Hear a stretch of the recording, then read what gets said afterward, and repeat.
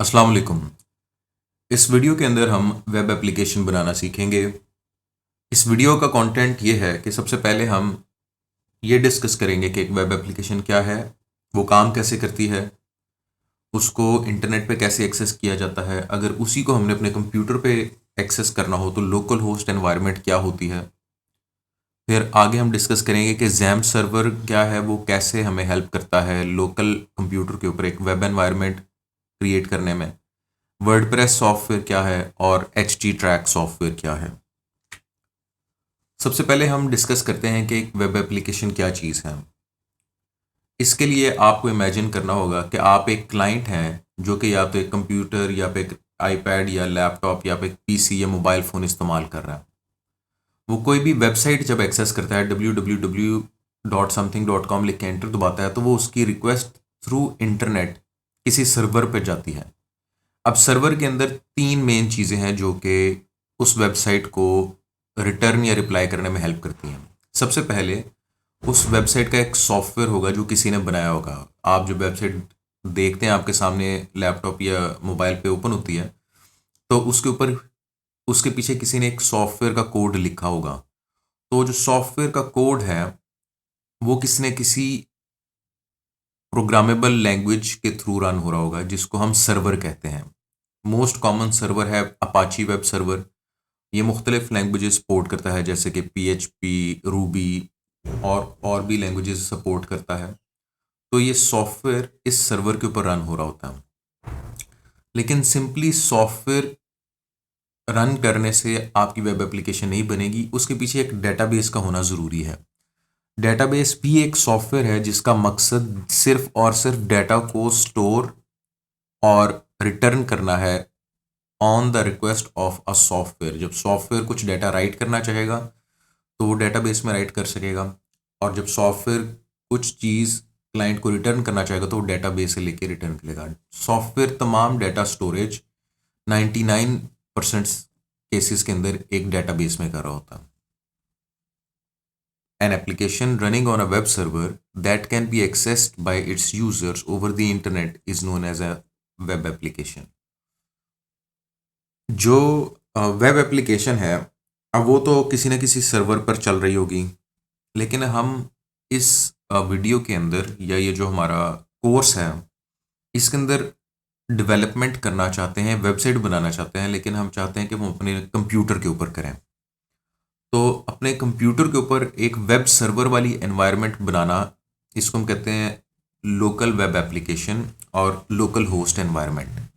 इसके अंदर क्या होगा कि ये सॉफ्टवेयर भी, ये सर्वर भी और ये डेटाबेस भी हम अपने कंप्यूटर पे इंस्टॉल करेंगे और अपने कंप्यूटर पे ही उसको रन करेंगे, और थ्रू ब्राउज़र हम उस वेबसाइट को अपने जो लोकल कंप्यूटर पे चल रही होगी उसको एक्सेस करेंगे, उसको मॉडिफाई करेंगे, उसको अपने मुताबिक बनाएंगे। तो हम लोकली इस सारे एक्सपीरियंस को, इस सारे कोर्स को एक्सपीरियंस करेंगे ताकि हम इंडिपेंडेंट ऑफ द इंटरनेट सीख सकें। एट द एंड जब एक दफ़ा हम ये सीख लेंगे तो मैं आपको ये भी बताऊंगा कि यही सिनेरियो, यानी वर्डप्रेस आपने किसी वेब सर्वर पे इंस्टॉल करना है तो वहाँ पे कैसे होगा, और वहाँ इंस्टॉलेशन के बाद आपने उसकी सेटिंग करनी हो तो किस तरह आपके लोकल एनवायरनमेंट की सेटिंग सेम की सेम वहीं पे अप्लाई हो जाएंगी। अब लोकल होस्ट एनवायरनमेंट में हम क्या करते हैं? Running a web server on local computer, developing a website locally. हम एक वेब सर्वर लोकल कंप्यूटर पे रन करते हैं जिसके अंदर जो सर्वर है उसको मैंने यहाँ पे बाय पार्ट्स एक्सप्लेन कर दिया है। जो वेब सर्वर हम इस्तेमाल करेंगे उसका नाम है अपाची वेब सर्वर, जो हमारे सॉफ्टवेयर को रन करेगा। हमारा सॉफ्टवेयर है वर्डप्रेस जिसके ऊपर हम वेबसाइट बनाएंगे, और जो सॉफ्टवेयर वर्डप्रेस है वो जिस डेटाबेस के अंदर डेटा स्टोर करता है उसको हम कहते हैं MySQL डेटाबेस। तो ये दोनों पार्ट ऑफ द सर्वर है। अब Apache web server and MySQL database ये हमारे एक सर्वर का पार्ट है, और जो सॉफ्टवेयर है वो है WordPress. Local host is a method of accessing website running on a local server. हमने लोकल सर्वर के ऊपर जो वेबसाइट को एक्सेस करना है उसको हम लोकल होस्ट के थ्रू एक्सेस करते हैं। मैं अब आपको सॉफ्टवेयर्स के बारे में बताऊंगा जिनको हमने डाउनलोड करना है, इंस्टॉल करना है, ताकि हम अपने कंप्यूटर पे एक वेब सर्वर एनवायरनमेंट बना लें। तो सबसे पहला सॉफ्टवेयर है XAMPP server. XAMPP is the most popular PHP development environment. XAMPP is completely free, easy to install Apache distribution containing Mira, MySQL DB, PHP, PHP MyAdmin, Perl। ये उसके features हैं, यानी अगर हम XAMPP सर्वर इंस्टॉल करेंगे तो हम ये सारी फीचर्स इंस्टॉल कर लेंगे। The XAMPP open source package has been set up to be incredibly easy to install and use। इसको इंस्टॉल करके इस्तेमाल करना काफ़ी आसान है। ये डाउनलोड कहाँ से होगा, इसका लिंक आपके सामने इस टाइम स्क्रीन पे है, और अभी मैं आपको वेबसाइट ओपन करके दिखाऊंगा, लेकिन पहले मैं आपको तमाम सॉफ्टवेयर्स से एक दफ़ा गुजार दूँ।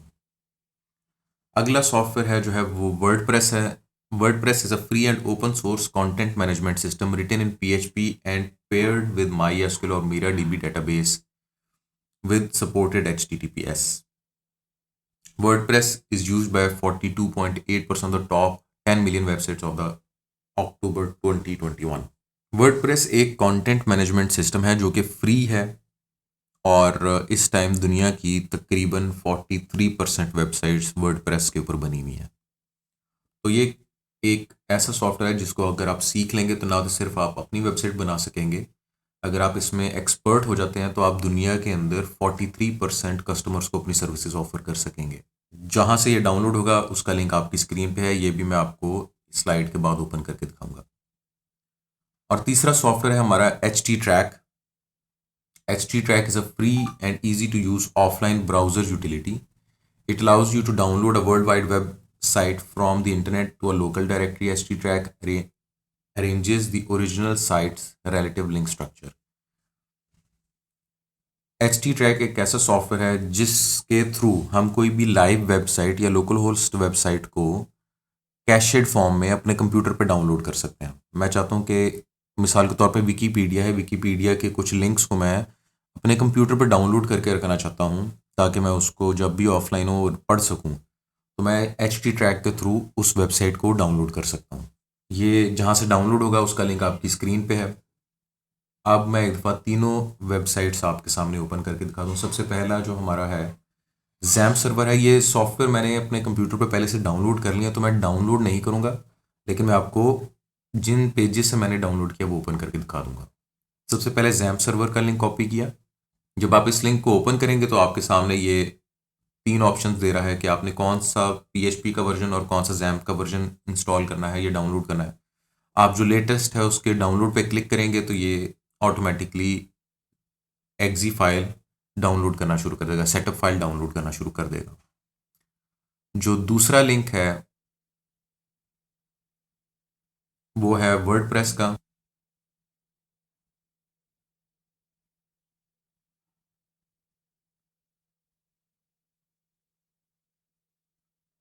जो वर्डप्रेस है, इस लिंक को जब आप ओपन करेंगे तो ये डाउनलोड वर्डप्रेस 6.1 या जो भी आपके टाइम पे वर्जन होगा वो आपके सामने शो हो रहा होगा। आपने सिंपली इसको क्लिक करना है तो एक जिप फाइल latest.zip के नाम से डाउनलोड होगी।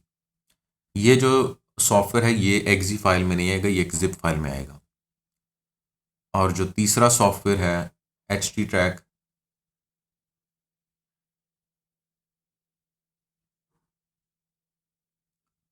HT Track सॉफ्टवेयर का लिंक जब आप ओपन करेंगे तो इसमें ये जो वी रेकमेंड वाला सेक्शन है, यानी सेकंड नंबर पे जो सॉफ्टवेयर है इसको आप डाउनलोड कर लेंगे। ये एक exe फाइल डाउनलोड करेगा और इसको हम इंस्टॉल करेंगे। ये तीनों सॉफ्टवेयर मैंने डाउनलोड करके रखे हुए हैं। अब मैं इन सॉफ्टवेयर्स को इंस्टॉल करने लगा हूँ।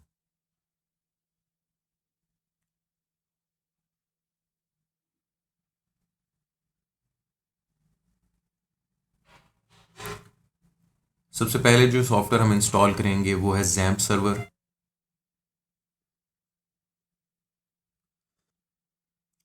कोई सेटिंग आप चेंज ना कीजिए, डिफ़ॉल्ट सेटिंग्स पे ही इसको आप नेक्स्ट नेक्स्ट करके इंस्टॉल कर लें।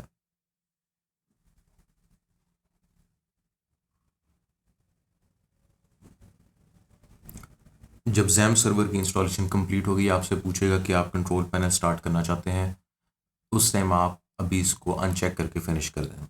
अगला सॉफ्टवेयर है HT Track।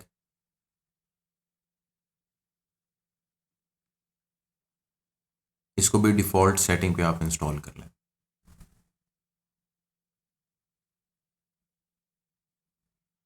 इसको भी लॉन्च और व्यू हिस्ट्री डॉट टेक्स्ट को अनचेक करके आप फिनिश कर दें।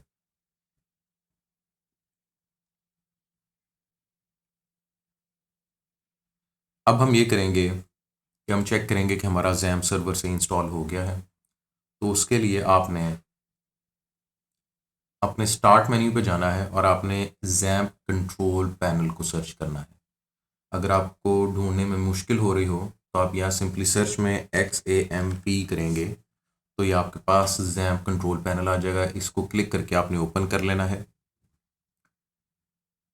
अब इस एक सॉफ्टवेयर के अंदर ये सारी फाइलें ये सारी सर्विसेज मौजूद हैं। अपाची वेब सर्वर भी है, MySQL डेटाबेस सर्वर भी है, फाइलज़िला फाइल शेयरिंग का सर्वर भी है और टॉमकैट सर्वर भी है। हमें फाइल शेयरिंग और टॉमकैट सर्वर की भी ज़रूरत नहीं है। हम अपाची सर्वर को और डेटाबेस सर्वर को स्टार्ट करेंगे। जब भी आप स्टार्ट करेंगे आपसे इस तरह की परमिशन मांगी जाएगी, आपने पब्लिक पे क्लिक करके अलाउ कर देना है। तो हमने अपाची स्टार्ट किया, ग्रीन कलर शो करता है कि वो स्टार्ट हो गया है। ये आइकॉन इस टाइम इसके एक्टिव नहीं हो रहे इसलिए क्रॉस का नज़र आ रहा है सिंबल। ये नहीं आइडेंटिफाई करता कि सर्विस स्टार्ट है या नहीं। ये मॉड्यूल के नीचे जो आपकी सर्विस है अगर वो ग्रीन हो जाएगी तो इसका मतलब वो स्टार्ट हो गई है। अगर येलो होगी तो उसको स्टार्ट होने में कोई मसला आ रहा है, रेड का मतलब कि वो स्टार्ट नहीं हो सकी। इसी तरह हम अपने डेटाबेस की सर्विस को स्टार्ट करेंगे। हमारी डेटाबेस की सर्विस स्टार्ट करते वक्त भी परमिशन मांगेगी, उसको भी हमने अलाउ कर देना है। और हमारी डेटाबेस की सर्विस भी अब इस टाइम ग्रीन हो चुकी है। ये चेक करने के लिए कि हमारा वेब सर्वर सही इंस्टॉल हो गया है, हम अब उसको ओपन करके देखते हैं। आपने अपना जो डिफ़ॉल्ट ब्राउज़र है उसको ओपन कर लेना है।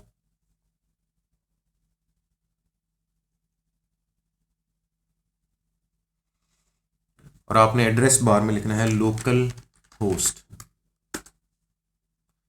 आप सिंपली लोकल होस्ट, मैं दोबारा दिखाता हूँ, आप सिंपली लोकल होस्ट लिख के एंटर दबाएंगे तो ये डैशबोर्ड आपके सामने ओपन हो जाएगा। ये सिर्फ उसी सिनेरियो में ओपन होगा जब आपकी ये दोनों सर्विसेज स्टार्ट हो जाएंगी और ये सॉफ्टवेयर रनिंग स्टेट में होगा। तो ये जो आपके सामने एक पेज शो हो रहा है इसका मतलब ये है कि हमने जैम्प सर्वर को इंस्टॉल कर लिया है। अब हम अगला सॉफ्टवेयर जो वर्डप्रेस है उसको इंस्टॉल करेंगे। हमने जो वर्डप्रेस का सॉफ्टवेयर डाउनलोड किया था जो कि एक जिप फाइल में था, इसको हम अनजिप कर लेंगे। राइट क्लिक करेंगे आप, एक्सट्रैक्ट ऑल करके इसको अनजिप आप कर लेंगे।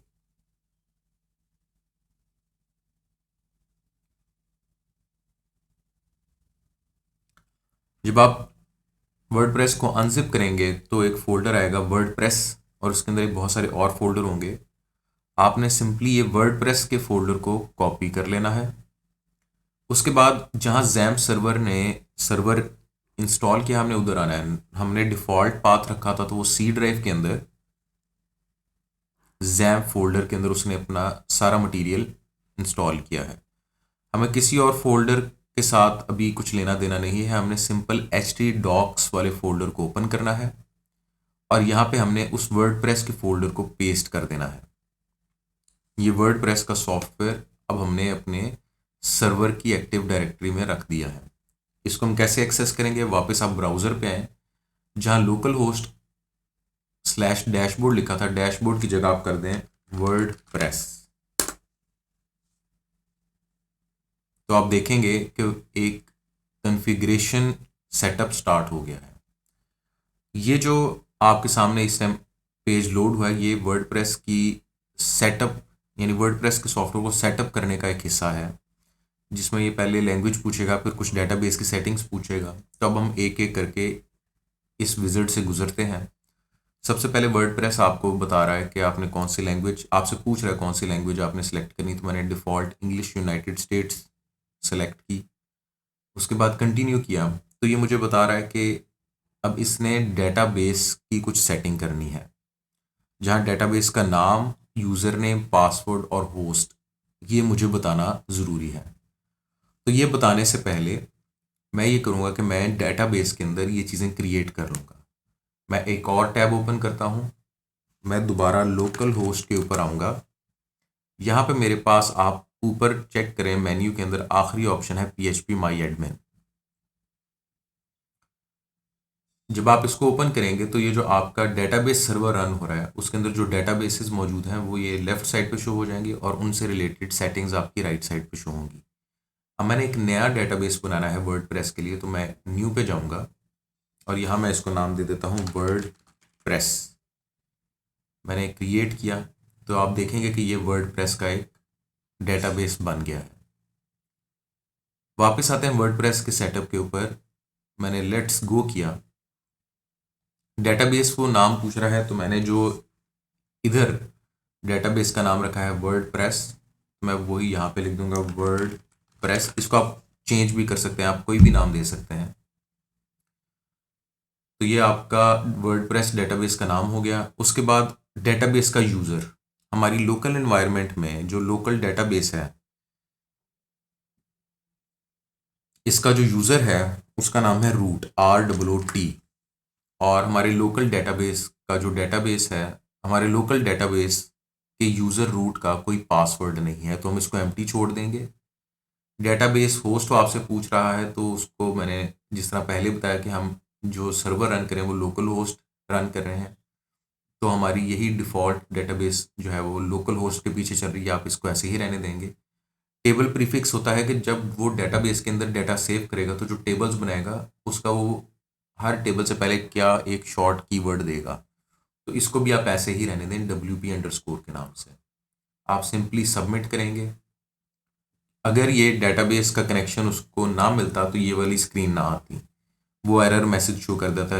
लेकिन क्योंकि हमारी सेटिंग्स जो हैं वो काम कर गई हैं तो उसने कहा कि all right Sparky, you made it through this part of the installation. WordPress can now communicate with your database. If you are ready, time now to run the installation. अब हम इंस्टॉलेशन को रन करेंगे। उसने पीछे जो settings थी या जो इंस्टॉलेशन थी वो कंप्लीट कर ली है। अब वो वेबसाइट की कुछ इन्फॉर्मेशन हमसे मांग रहा है। सबसे पहले वो मांग रहा है कि वेबसाइट का टाइटल क्या है, तो मैंने इसको कह दिया जी मेरा ये पर्सनल, या इसको मैं कह देता हूँ जी डॉक्टर मुराद खान, ये मेरी वेबसाइट है। जो मेरा यूज़र है इसको मैं नाम दे देता हूँ एडमिन। पासवर्ड मैं दे देता हूँ जी 1234567890। Confirm use of week password, और ईमेल आप अपना पर्सनल ईमेल दे दें।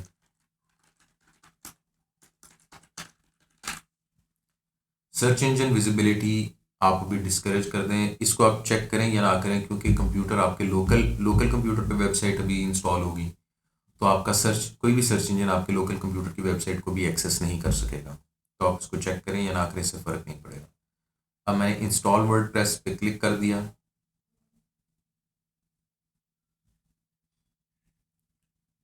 तो उसने कहा कि जी आपकी वेबसाइट कामयाबी के साथ इंस्टॉल हो गई है, अब आप लॉगिन कर सकते हैं। लॉगिन करने के लिए WP लॉगिन है, लेकिन हम पहले चेक कर लेते हैं हमारी वेबसाइट दिखती कैसी है। तो उसके लिए मैं लोकल होस्ट /वर्डप्रेस पे आता हूँ। तो ये देखें कि पहले यहाँ पे जो मैंने वर्डप्रेस ओपन किया था तो एक सेटअप सा चल गया था। अब मैंने लोकल होस्ट /वर्डप्रेस ओपन किया तो मेरी जो वेबसाइट का टाइटल था डॉक्टर मुराद खान जो मैंने दिया वो आ गया है, और उसने कुछ डमी डाटा यहाँ पे अपलोड कर दिया। ये मेरी वर्डप्रेस की वेबसाइट इंस्टॉल हो गई है। अब हम लॉगिन करके देखते हैं। WordPress/WP-admin आप करेंगे तो आपके सामने ये एक लॉगिन स्क्रीन ले आएगा। यूज़र नेम था मेरा एडमिन और पासवर्ड था मेरा 1234567890। इसके बाद हम लॉगिन करेंगे तो ये हमारे पास एक डैशबोर्ड आ जाएगा। ये मेरे पास वर्डप्रेस का डैशबोर्ड आ गया है जो मेरे लोकल एनवायरनमेंट में चल रहा है। तो अगली वीडियोस के अंदर हम ये डैशबोर्ड को एक्सप्लेन करेंगे और अपनी वेबसाइट को और बेहतर एक वेबसाइट बनाएंगे। लेकिन वर्डप्रेस इंस्टॉलेशन हमने इस वीडियो के अंदर कंप्लीट कर लिया है। अब मैं आपको जो दूसरा सॉफ्टवेयर था HTTrack, उसका मकसद बताता हूँ कि क्या है। तो आपने सिंपली HTTrack सर्च करना है, विन HTTrack आप सर्च करेंगे तो ये आपके सामने एक एप्लीकेशन आएगी विन HTTrack वेबसाइट कॉपियर। इसको आप ओपन कर लें। डिफ़ॉल्ट लैंग्वेज आप इंग्लिश रखें।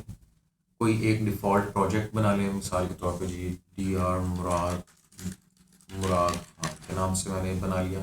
ये सी ड्राइव के अंदर ही माई वेबसाइट्स फोल्डर के अंदर ये डाउनलोड करेगा जो वेबसाइट है, तो इसको आप ऐसे ही रहने दें। मैंने नेक्स्ट किया तो जो मेरी वेबसाइट का लिंक है, मेरी वेबसाइट है जी, मैं लॉग आउट करके आपको दिखाता हूँ मेरी वेबसाइट कौन सी है।